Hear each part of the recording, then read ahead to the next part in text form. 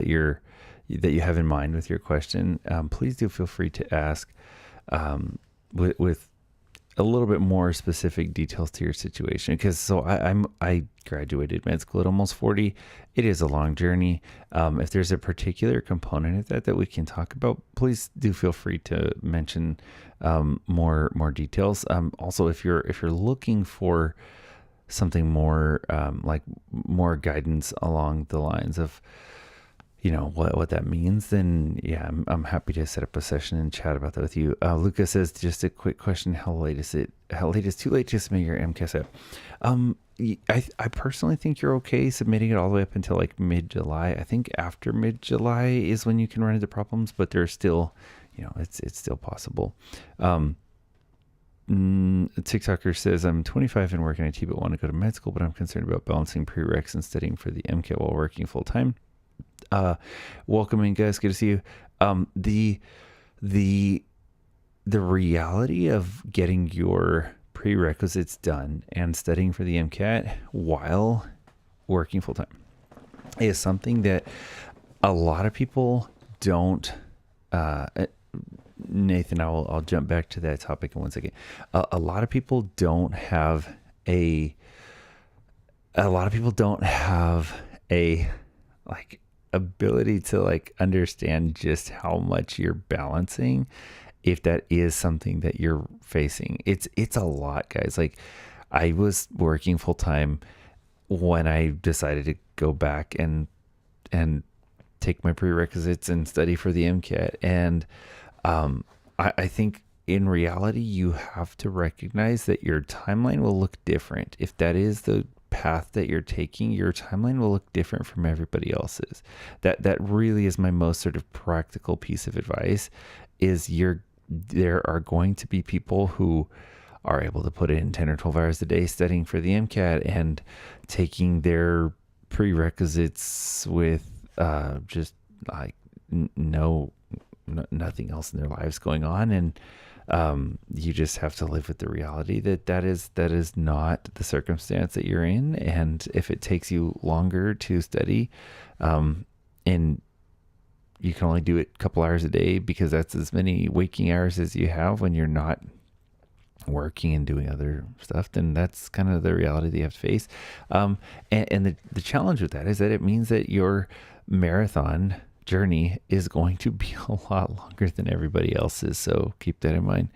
And then Nathan says, what problems after mid-July? Yeah, I think the big thing with timing on your application really comes down to perception. And I'll be honest, I don't think we have really clear, just in reality, I don't think we have data that's quite as clear as people think it is, on like how schools perceive that, right? Like we have hearsay, and we don't necessarily have more than hearsay on like how much the likelihood of your application being accepted or being turned into a interview request is impacted by that. So welcome in, guys. I see a few of you on the YouTube side now. I need to work on my text on the YouTube side. Let's see if we can adjust this to something that is maybe a little more visible. Maybe we do an outline color or something else. Let me see here. One of these days. There we go. No, that's a gradient. That's kind of different. Oh well. All right. Next one says, I'm thinking about applying to med school as an RN. Our scope is so limited. Okay, that is a very, very real reason to consider. It's a very valid, very real reason to consider jumping into the med school route. The scope of working as an RN and the scope of working as a doctor are really, really dramatically different across most specialties. Just beware that you will need to probably mention that reasoning a whole bunch of times. Again, feel free to reach out, mkboss.com, and let me know if there is a any help that you need with figuring out kind of what that process looks like, and we can totally talk about that. All right. On the YouTube side, I am going to see if I can change the font. Oh, that font does not work. I did not know that. I wonder if this font will work. Wow. All of the text is gone. Maybe we do Georgia font. That's a common one, right? There we go. Sorry if you're on the YouTube side, if the text looks a little bit hard to read for a second. Anyhow, such simple text over here on the YouTube side. It is all good. All right. On the TikTok side, we're only going to be on here probably about 5 more minutes, guys. So drop those questions if you have them. Oh, I know what I should do. I need to mention. So we're going through a series of slightly different changes on the MCATboss.com website. Let me see if I can get a screenshot to share with everybody. So yeah, that should work. You should see something like this now if you go to MCATboss.com. Let me throw up a quick screenshot here. Drop those questions in, guys. Let me leave a note here. Ask Dr. Matt your questions about MCAT and med school admissions here. And then let me get let's go ahead and add a quick. Oh, I wonder. Oh, how does this work?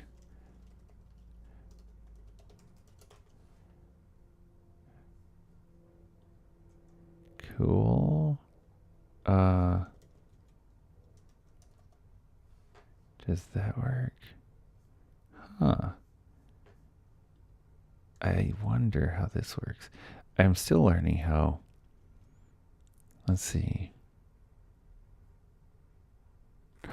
Ah, cool. Okay. So I was going to show it as a screenshot. It looks like this is, so this is how, yeah, so this is how you should be able to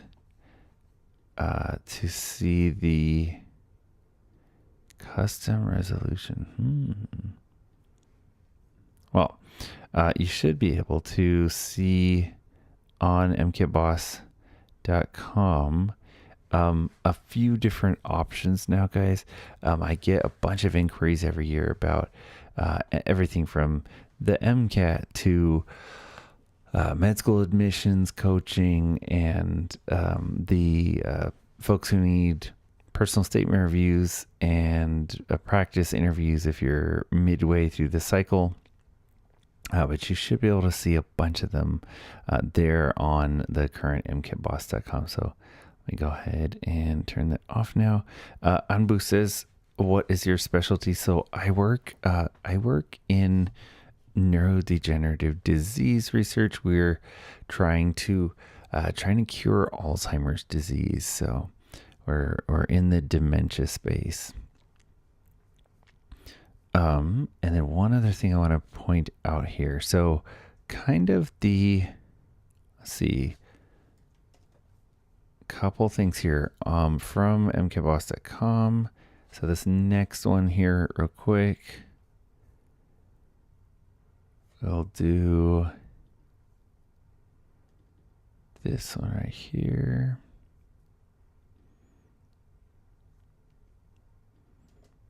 All right, so a couple things here, guys. So this should be what you see if you go to MCATboss.com and you are looking at the three most common things that I get asked about are the welcome in Wyoming, the specific section guidance. I would say that the vast majority of people, it comes down to like a science section that they absolutely hate, like physics and chemistry, or car section. Those are kind of the most popular two. And then, of course, retaker guidance is the most sort of urgent need if people have taken the MCAT and wasted 2 or 3 years of cycles. And then, of course, the comprehensive guidance. And then I have one that's sort of a super comprehensive walkthrough. Let me turn that off for a second. All right. Wyoming says 497 MCAT, 2 years in a row, 3.3 GPA, neuroscience, 6,000 hours, ED tech major, metro ED. Okay, so Wyoming, you definitely have the amount of experience that honestly completely exceeds what the minimum requirements would be. That is great. It's awesome. On the MCAT, like we were mentioning with the retaking, that's going to be the biggest concern there. Getting sort of locked into the 490s is going to be the biggest hindrance. If you're going for a DO route, then you can get away with kind of being in the mid threes on GPA. Even for a DO app, I still push my students to try to at least hit in that like 502 range. I would say the biggest concern that I would have for your scenario would be getting locked into that 490s on the MCAT. You're going to run into medical schools not wanting to give an interview invite because they're concerned that there will be issues with passing your board exams if you're locked below the 500 on the MCAT. So my biggest advice would be figure out why you're getting locked into that 497. Please do feel free. I can set you up with a special rate, but do like drop a line mcatboss.com or even without a package, just booking an hour or two to chat about what you did and what you should do differently can be like life altering for people who've already had a retake and have been stuck in a bad score range. So you really want to make sure that you're figuring out why your score is stuck and then doing something drastically different. Okay. The other thing to keep in mind is once you're in that 3.3, 3.4 GPA range, you will even more strongly need to be doing better on the MCAT because, and I want to give guys, I'm going to catch up on your other questions in 1 second. Wyoming, I want to give you a really quick, so it's the MCAT GPA grid from the AAMC is a really good example of this. Okay. You when you're in that 3.2 to 3.4 range, the MCAT being in the 497 range has an admissions percentage of about 9%. Okay. If you can get that MCAT up into that 508 range, your admissions rate more than triple. So please keep in mind. Yeah. So 9%, you can jump it up into the 30s if you can jump that MCAT score up. All right. Next one says, Ambu says, pretty cool work. I actually left med school a year ago. Okay. All right. Congrats. Let's see. Nader, so it's a competitive amount of clinical hours. You want to be in the, you want to be in the hundreds. You don't have to be in the thousands. You don't want to be in the dozens. That's the easiest way to summarize. Jonas says, should I be worried if I don't have research experience? It depends. Okay. I would say, Anbu says yes. You absolutely do not need research experience in undergrad to get into like a state medical school. So when I graduated med school, I graduated with an MD with distinction in research. And I think a lot of people assume that means I also did research in undergrad. But I actually got into research when I was in medical school, not before. I went to a small undergrad and didn't really have a chance to do that. So you definitely don't. I got interview invites almost everywhere I applied. I got multiple acceptances. I got a scholarship offer, and I didn't have research in undergrad. So it's a little bit of a myth to think that you have to have it. You probably do if you're trying.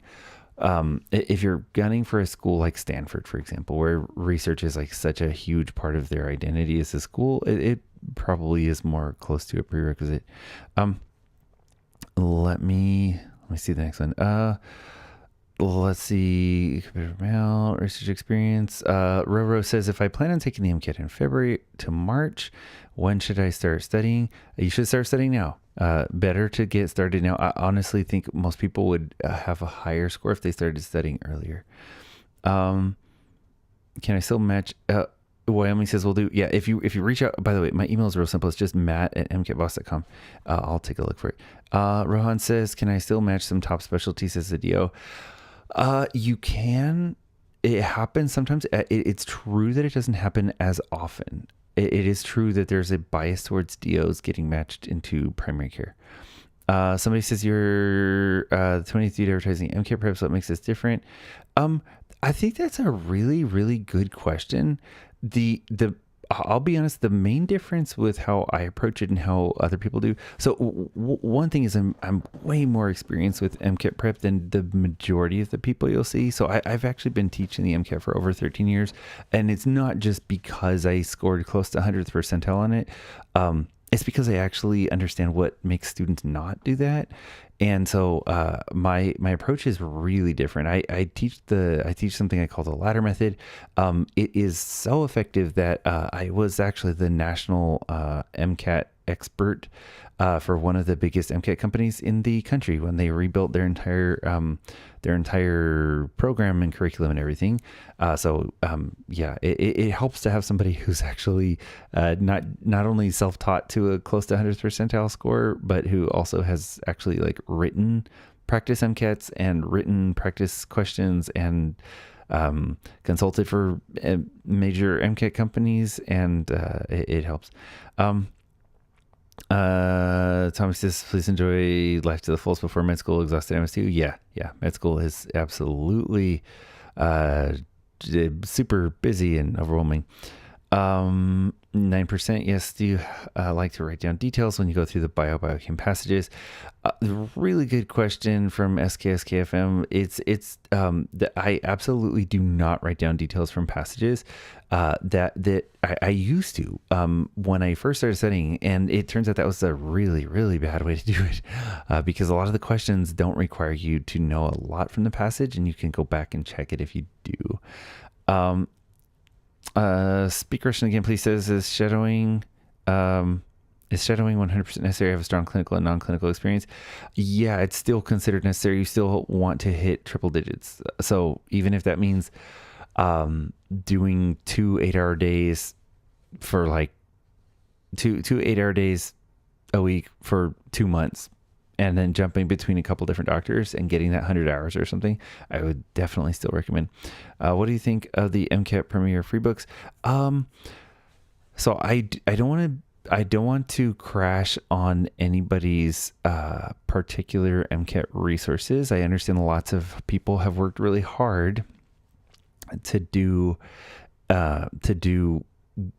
different resources and different MCAT books and things like that. But my general recommendation regarding MCAT books, whether they're free or not, is, and I gotta get a few of you guys to hit likes. We're usually up in the few hundred likes or a couple thousand, and we're at like 1. So go crazy on that like button for me. But yeah, thank you guys. But yeah, the thing with MCAT books is this: if you're doing MCAT books, you're doing something that we call passive learning. And the way to learn the MCAT is, the way to get good at the MCAT is not to do passive learning, it's to do active learning. And the only way to do active learning is to actually be practicing your MCAT. So you need to be working on actual problems and not hovering in MCAT books. So I would mainly say just don't spend too much time in books, even if they're free, even if they're really awesome, right? Stephanie says, how do you feel about getting GLP-1s versus MD PCB?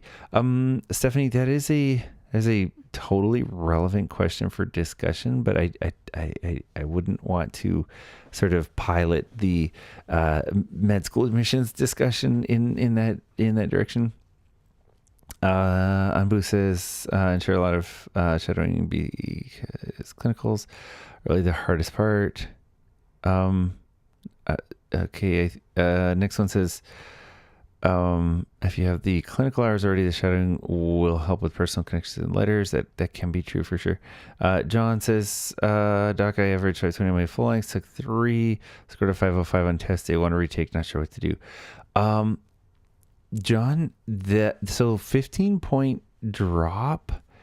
I'll be honest, I have had students, so I've been teaching the MCAT a really long time, over a decade, and I actually have had students tell me that they have had similar differences. I've had a student tell me that they were scoring 517 to 519 and then ended up scoring like a 502.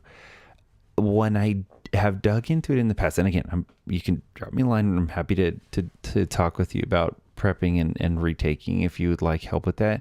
But there have been a couple specific things that have happened in previous students. So I'm going to kind of direct my comments in the direction of telling you what other students have told me in the discussions we've had during booked sessions. And then if it's helpful to you, I hope that's great. If it's if you want to dig into more, drop me a line. But the main two answers that I have gotten fall under either something really bad happened right before test day that they didn't realize would impact their score. Okay, so I had a student who was just absolutely knocking the practice exams out of the park and doing everything right and working really hard, and then everything went wrong right before test day. The travel arrangements to the testing center, the hotel in the town where the testing center was located because the student lived very far from where the tests were, the not being able to sleep and then feeling terrible, and then all of that, right? And that's a genuine like, things went bad, test day went bad, you should just retake whether you study or not. The other thing though is the exact opposite, and it's the students who say that they're making 515, 516, 518, 520 on their full length exams, and then when they go in, their preparation level really truly is close to like a 500. And the reason, and I've had 2 or 3 students where this has happened, the reason why they had these full length exams where they were saying they had scored close to 515 or 520 is that they were actually taking previous practice exams that they had already seen, and they were under the assumption that they were still diagnostically accurate. And the problem with that is people, even if they say they don't remember, when they retake a practice exam that they've already taken and score a 520, a big chunk of that, no matter what amount you think you erased from your brain, comes from the fact that you already saw that. So that's something I would keep in mind. I'm not saying that is true for any individual. That might be, it might not. But if that is something that you're encountering because you ran out of testing material, then that's something to keep in mind. Yes. Yeah, for sure. Yeah. If you have a score drop that's that significant, and you don't, when you go to MCATboss.com, guys, you'll see all the different like packages and all that stuff.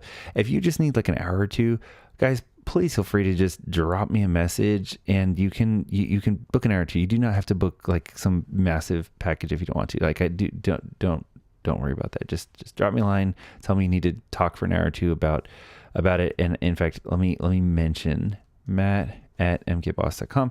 And you can just tell me you need to do some, discounted a la carte hour or two or something. Next one says, L says, I got my associate's degree in high school, so I have 2 years undergrad done, and I'm going to university in the fall. And let me see where this continues. I have 2 years, but don't let me know. I would have to take the MCAT in spring technically if I study. Okay. So, yeah. So Ellie, I do have a free, if you email me, Matt at mkboss.com, I do have a free sort of like timing guide, and I'm happy to share with anybody who sends it to, just ask me about my, like, when to take the MCAT timing guide. I'm trying to work on a way to have that, more visible on the site so people know how to reach out and get there from me. But yeah, the general advice is you want to feel like you have, in my opinion, the third year during college, if you're trying to not have gaps, is the best year to study for the MCAT and take the MCAT. That way you have a score available. And if you take it in like January or something of your third year, then you have a chance, if you do need to study and retake it, you have a few months to study and retake it before the actual application cycle. So that's a good time. Is UWorld, okay. So the next one says, what's your best recommendation for sleeping before the MCAT day? I think the main thing is just developing a pattern of like when your sleep time is, when your wind down time is, and when your wake up time is. That way you don't feel lagged on test day.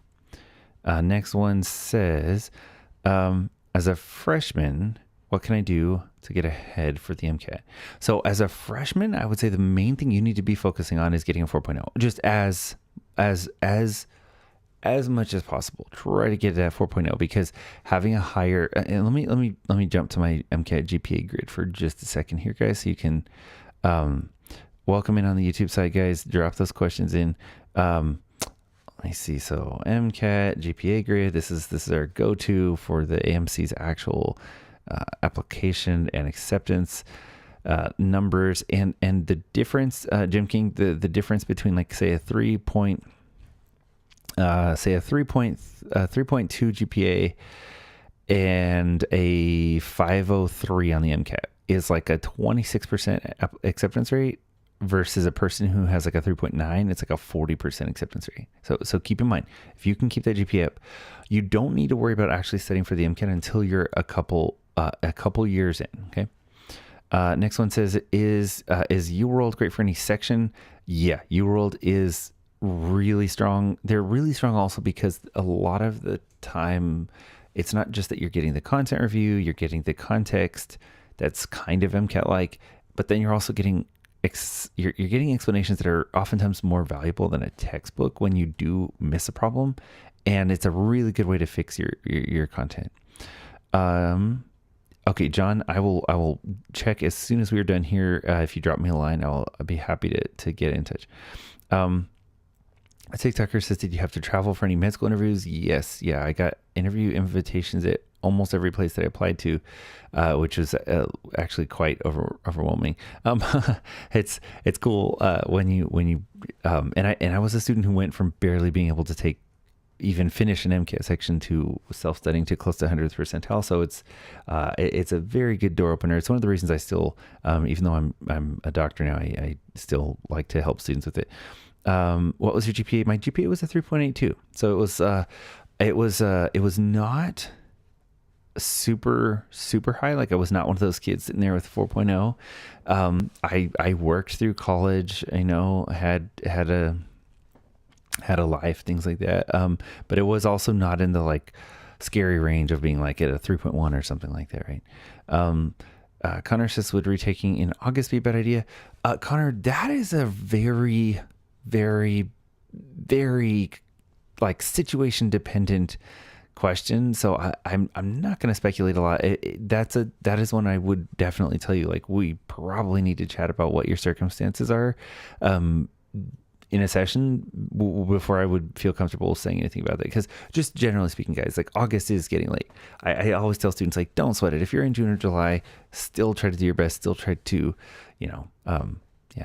still try to think about how you can improve during this current application cycle before you give up on it. But August is getting late. There are still situations, though, where people have had a strong application and a mediocre MCAT and have added a test in August that turned out really well, got it to the school, and gotten themselves in the door. So it has happened. We have a nice question about gout and fried steak. Does not sound like a fun combination there. Marisol says, how long should you study for the MCAT usually? So Marisol, I'm going to give you a general answer, and that is that I think most students benefit from giving it like 6 to 9 months. Most students only give it a few weeks, but the majority of students actually do pretty I would say not necessarily pretty well, but much closer to their ideal if they have given it a few months. All right, guys, we're going to leave the questions open for a couple more minutes here. And so any other questions that you guys have, you've been super awesome. Thank you for getting us up over that 100 likes. Do drop in any other questions that you have. And then I gotta jump back to my next student session here. So I will try to save myself a couple of minutes to get through responding to any messages that you guys have dropped me during the live. All right, Connor says, do adcoms like student athletes, like more or less, does it help? So this is a pretty popular question right now. I actually think it's a really positive development that more and more students are just bringing to the table a more diverse set of experiences, right? Like not only academics, but also the athletics, community involvement, all these things are really valuable. And personally speaking, just from classmates that I've had who've been professional ball players, who've been, in some cases, national and internationally successful athletes, I think it's really positive. I think it gives you an ability to narrate your experience. It turns you into a team player. The big thing here, though, and this is one of the most common things that people hire me for is personal statement and application review. If you're applying with those things, you have to narrate them really, really, really extensively. Like you have to be like, the reason why I'm going to be a better doctor because I was a football player, or because I was a baseball player, is because I have learned to work as a team, to pick up the slack for others, and to have them help me when I'm down. Like you have to narrate the reason why those are strengths for you as a pre-med and why it will be useful as a med student. Next one says, how essential is knowing exact trigonometric values? The majority of the time, those are not going to make a big difference, except at the extremes. So on the MCAT, if you are thinking about like the coefficient of friction, you're thinking about like a force vector down a plane, the ability to resolve it into the component vectors is like mildly important for like one or two questions or so. It's not like super popular, but the extremes are where it tends to fall. It's like, do you know what the sine of like 90 is versus the cosine of 90? Like those are the kinds of extreme examples where people kind of tend to fall off the bus or do really well. All right, guys, I see a couple of you guys have emailed. I'm going to stay on here for like one more minute just so anybody else can. Okay, so let's see. Connor says, got it. So that say NCAA wrestling, should that be talked about in personal statement or under the activity itself? So obviously you do, need to talk about it under the activity, right? And you need to narrate it in your essay if it is a fundamental part of like who you are and how you became the person that you are. So for Barnabas, so this is I think this is a really valuable, I think people should totally reflect on the entry requirements for med school if they feel this way. I when people leave comments like this, I always really want to know if they're burnt by the system, or if they maybe had an unfortunate interaction with med school admissions, or if it's something else. Because just as a person who's very, very senior in this field, because I've been helping people get into med school for like 13 years, I could fill probably a couple busloads of people at this point who are physicians now, because in part they leaned on me to help them actually conquer the bizarre world of med school admissions. And for the people who have actually gone through that journey, a lot of them, before ever working with somebody who's like an actual like doctor and med school admissions coach, a lot of them have actually already in many cases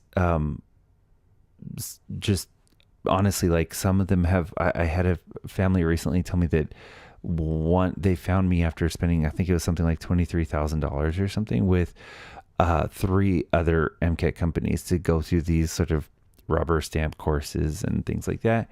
And it can really truly be frustrating for people. I've had students who've gone through 4 application cycles and spent several $1,000s per application cycle.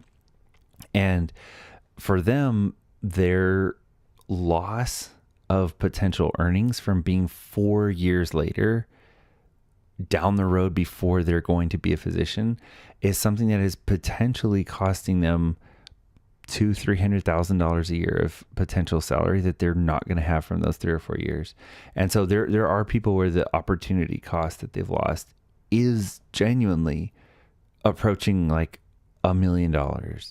And so people take med school entrance really, really seriously, and it's understandable why. For me, when I was prepping, like the reason that I buckled down and did thousands and thousands of problems was because I understood that. So these are really serious things to think about, guys. It's very serious things to think about.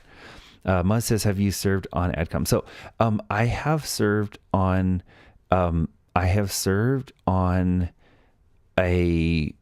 I've served a role on a medical school board that was intended for essentially generating more applications from medical school, from communities where medical schools really need to increase enrollment. I have not personally made entrance decisions for medical students.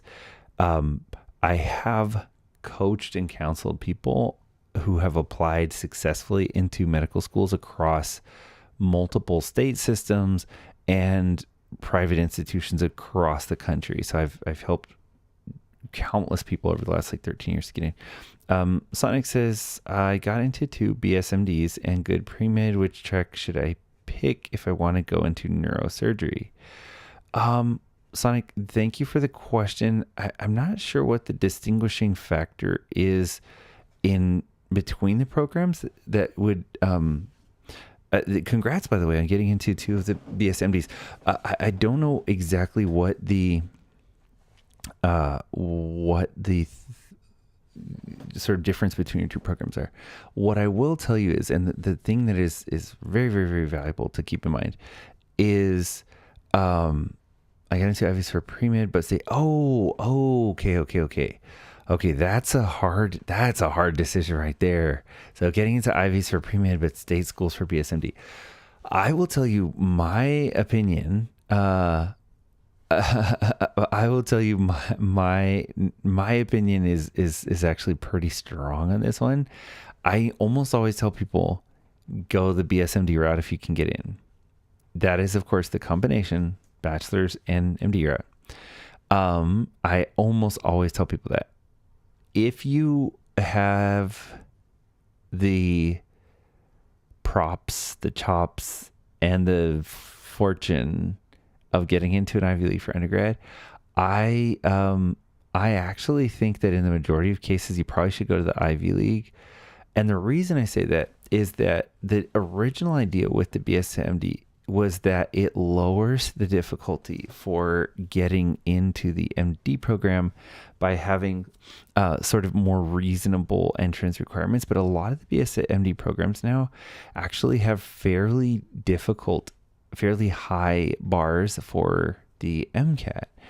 And then they require like a lock-in agreement. And I think that if you are doing well enough to get into an Ivy League for undergrad, and if the BSMD is too restrictive and has high MCAT requirements, it's actually damaging and limiting rather than helpful.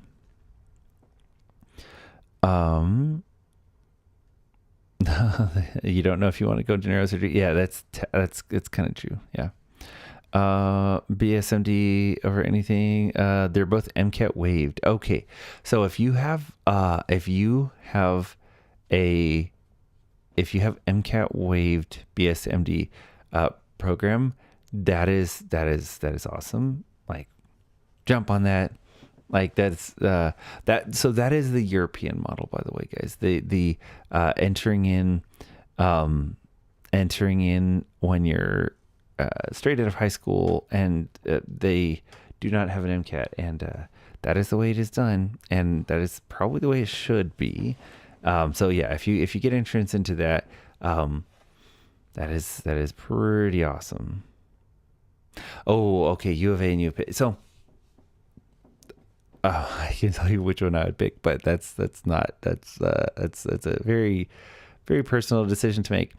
I just keep in mind, which city do you want to be locked in, and yeah, I think that is not a bad deal at all.